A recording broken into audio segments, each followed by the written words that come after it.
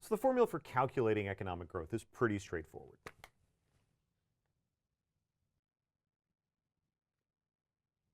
Okay, so gross domestic product is consumption plus investment plus government expenditure plus net exports. We're not going to go into too much detail here because today we just care about government expenditures.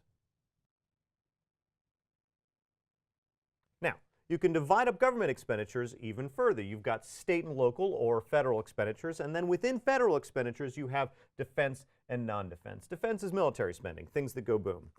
That's what we care about today.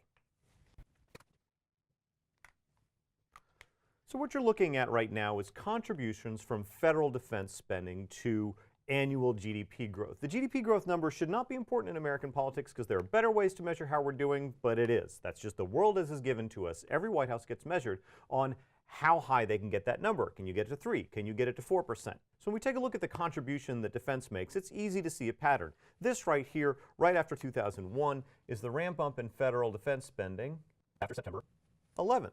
Then we see again during the recession, there's nothing else happening. We don't have a lot of consumption. We don't have a lot of investment. It's government spending is all there is, really, right? So it becomes the only mainstay in a stimulus. Then something happens. Two things together, in fact. This right here is the Obama administration winding down wars in the Middle East. But at the same time, it's having a fight with Congress that results in a sequester. Kind of crammed it in there, but a sequester is basically a terrible arrangement where you decide that to force yourselves to get along, you're going to make very painful cuts to the military and some other discretionary kinds of funding. So they're stuck. They lift the caps on the sequester from year to year, but not by a lot. So what we're looking at right here is that defense spending is a net drag on economic growth. Now, I'm not a defense policy analyst. I can't say whether that's a good idea or a bad idea. I can tell you that that has an effect on this number, GDP growth, that presidents get judged by. Something happens here. In the last year, Congress has lifted the caps, particularly on defense spending, by a lot. So now you have a positive contribution to GDP growth. It's no longer a drag when we're looking at that number. It's actually even more dramatic when you look at the quarterly numbers. So if you have second quarter of last year, whiz-bang 4.2%. That's an amazing number. The administration made a big deal out of it, rightly so. We hadn't seen it in a while. The contribution of defense spending in that quarter to GDP growth was 0.22 percentage points. Take that away, make it a drag like we did a couple years ago, and you don't get to 4%. So this is a big deal.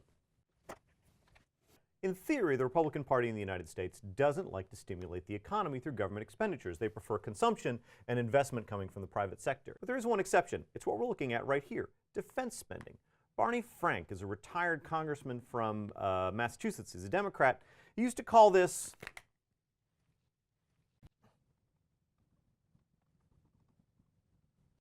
weaponized Keynesianism.